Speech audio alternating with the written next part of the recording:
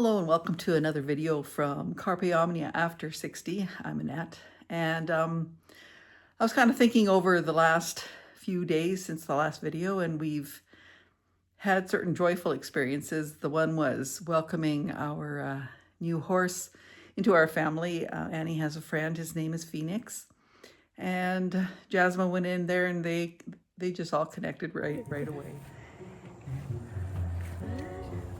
Are you happy that you have a new friend?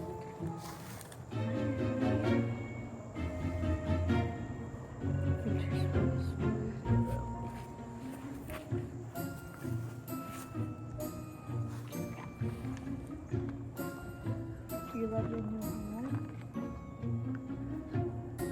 Like, no, do not sniff there. And we're just getting to know him. He is certainly older, but he's a gentleman, and Annie's the boss, and he certainly looks to her for permissions for certain things. She has, on a couple of occasions, chased him away from coming towards me, so she's a bit protective of me.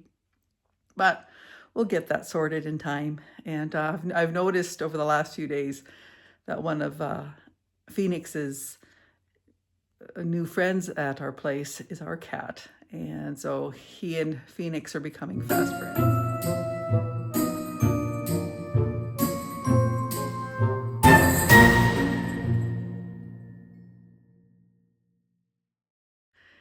And I was debating what to talk about, and I had gotten off the line with a friend of mine who has just gone to England for about 3 months to spend time with her daughter. And she relayed to me a story about getting scammed.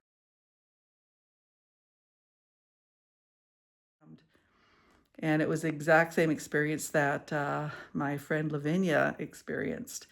And so I'd been scammed a few times, and I thought that is perfect for this time because we are entering the holiday season.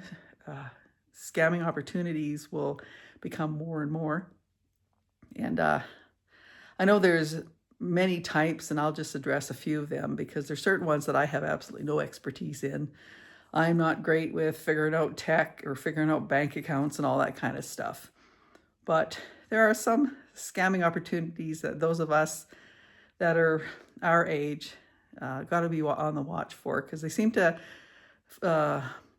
go against, especially women of a certain age. And yeah, one of the ones that I've had to deal with our vacation rental is there's kind of two different scams that are going on that. They try to get you to come off the Airbnb platform and to talk to them on the WhatsApp, or they pretend, or they try to give you their personal numbers to dial by typing it in a weird way with exclamation points throughout the numbers so that they don't get caught in the algorithm and get blocked. And the other one is they will say that they have been caught up in scams themselves, and so they want you to go to your house and videotape everything and send it to them just then and there. And we're not allowed to do that either. We certainly put enough photos and stuff on the site that that there's nothing more I can show. And before somebody books in, you cannot even send them a photo. So again, if you say that, then they want to go off onto the private side. And also what they do is they will claim that they will send you a check from their boss and not pay on the platform. They'll just go sideways with a check from their boss. And the scam there is they will then claim that they overpaid and they'll want you to send money back. And that's when you find out that the check they gave you in the first place was stolen or fake or what have you, and you just sent them money. And the one where they ask for extra videotapes and stuff is so they can make a duplicate account using all your pictures and videos, and then they make a fake place so that somebody else will get caught up and arrive at some place, and that house that they think that they're going to, which looks like mine, it doesn't exist. So that's a couple of scams that are happening on the vacation rental platforms out there. One that I think is absolutely hilarious. Now, one of my secret, what's the phrase? I enjoy watching The Young and the Restless. I've watched it my whole life. I will watch it till it goes off the air. But on occasion, I've had now about 4 different stars from that show reach out to me because I am just that fabulous. And they want to chat with me. They think I'm wonderful. It's not real. It's never real. This does not happen. Those actors don't even often run their own social medias, right? It's somebody else running there. So it's somebody else taking their photos and pretending to be them and trying to wind you up into a scam. But I am that fabulous, but they don't know that. And with these celebrities online that are reaching out to normal human beings, there's always a sense of urgency, right? Lots of flattery, and that's the pattern in there that you need to notice. And this kind of bleeds into the romance and the dating sites that are out there. So much scams on these sites. Now, I noticed when I was doing the Plenty of Fish before I married Owen, there was a lot of gorgeous young doctors, military peoples, and they were all just lonely and looking, and they were just struck by my beauty and my wit and what have you. And suddenly they are off and running and being all flirty, but they can't really spell very well, and their English kind of sucks. And in the end of the day, they stole somebody's picture and they've just made a fake profile. Now, I had one guy, I think his name was David John is what he said. Anyway, he's very cute.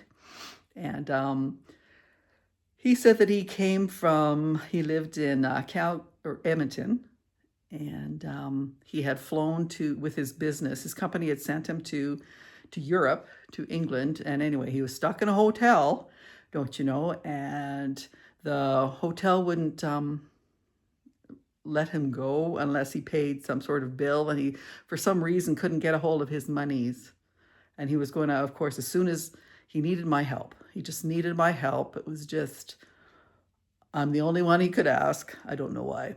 And anyway, he was going to then fly into Calgary, and then I would meet with him then.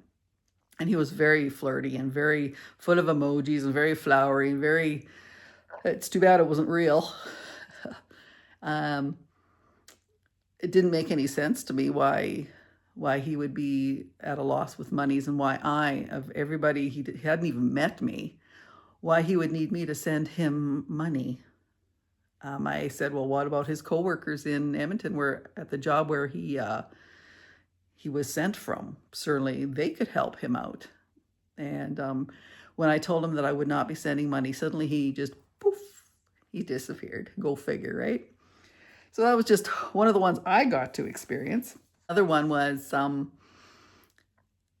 a friend of mine that I worked with. She went on the Facebook dating area. Now, I went into my Facebook today, and I yeah, there it is. And I clicked on the thing, and up popped a picture of me in Facebook dating.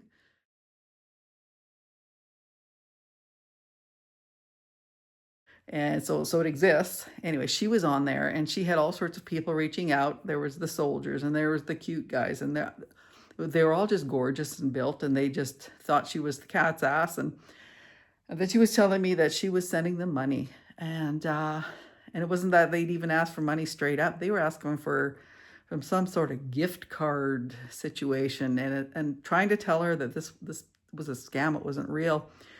I think it took 2 or 3 different guys doing that to her for her to finally clue in what I'd been trying to tell her all along.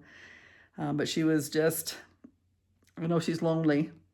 She's also of my age group, and she was hoping so much that it was true, but it wasn't. So you got to just watch. As soon as they start asking for money, or their kid is sick, or just help through to payday, or just There's some sad sack story why you have to come in there and rescue with your money, and you know that it's just all BS, and just give that a wide berth, because being lonely is one thing. Being lonely and being taken advantage of is just a worse situation.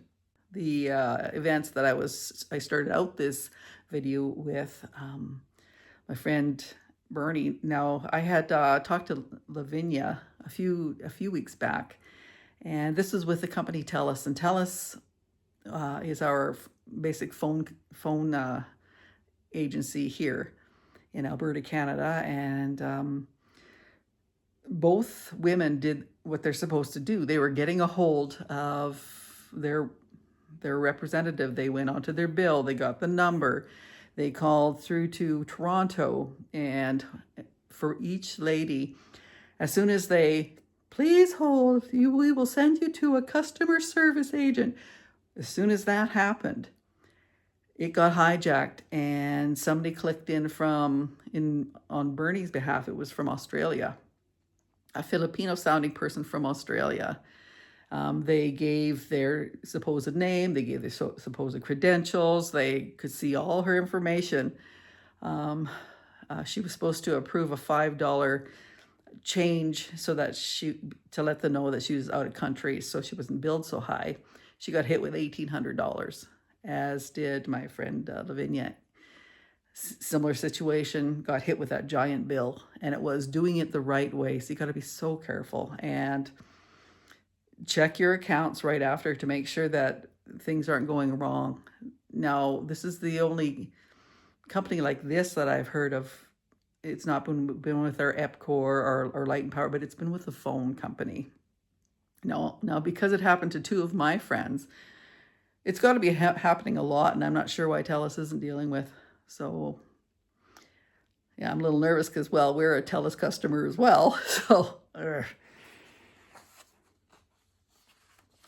and if these companies claim to be from your power or from your phone or from whatever, and they're calling you and you owe them a bunch of money, or if it's from supposedly the Revenue Canada system or your American version, and they say you owe a bunch of money and you got to pay, and they're going to threaten you and whatnot, just hang up. And if you're concerned, make your own call to there and check in, because chances are very, very good that it's just a scam and they're trying to get your money.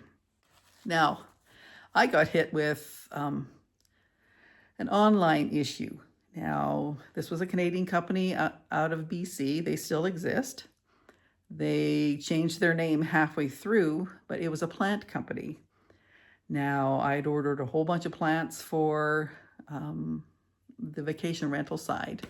And the first two large orders I made, they came. The plants were wonderful. It was just fabulous. So I made several more orders, and suddenly nothing was showing up. There was no plants coming. They had a bad season. It was going to be next season, or it was going to be next year, and they kept pushing it off. And at one point, they gave me a in-store credit for the things that I didn't get. So I filled it up from the in-store credit. Still haven't seen any of it. We're going into year 3 of them not giving me a single plant. I even said, look, if you got problems, just whatever grows in zone 3, because BC, right, they have warmer temps than us, but zone 3. They made promises. They, like I said, they changed their name.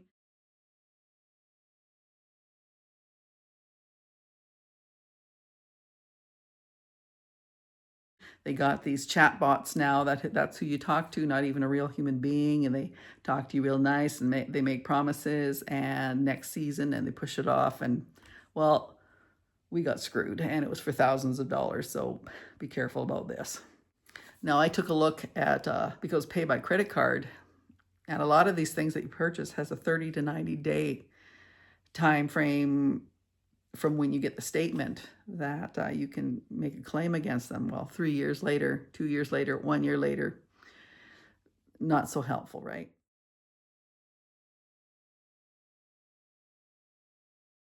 We're going to the ghost of scams present. Now, with AI coming in, scams are going to be just going up to a whole new level because they're getting better and better. They're able to mimic voices, and you're seeing videos show up on your social medias or pictures that look so real, but they are fake in the end of the day. But it's so hard to tell. Sometimes they have 6 fingers instead of 5, or what. Just there's still some strange things, but it's getting better and better. And so one of the challenges we'll have is to try to figure out, how are you going to know? And there's one that comes of somebody you love calls you, and they're in desperate straits. They got into an accident, or they are in jail, whatever the story is, and they need money sent to them right away, and they're just sad and crying and carrying on, and your heart's being plucked, and none of it's real. They've copied the voice, and in those cases, you would just right away get offline and make your own phone call to their number to see if they answer, right? Because if it's my daughter and she's picking up from her home somewhere, and yet I swear I just been talking to her in the hospital somewhere, then you know that there was a scam trying to be pulled on you.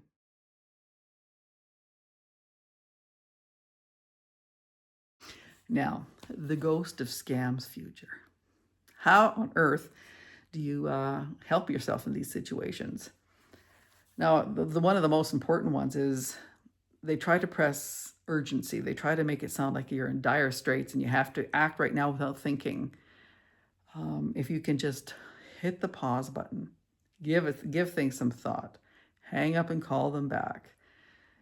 Do days before you order something. If you're on a platform, or if you work with a platform like Airbnb or Verbo or stuff like this, only work through that platform. Don't go offline, because that's when you can get into some trouble. Unless you're doing, like later on, I plan on doing direct access, but I'll be putting other securities in place at that point.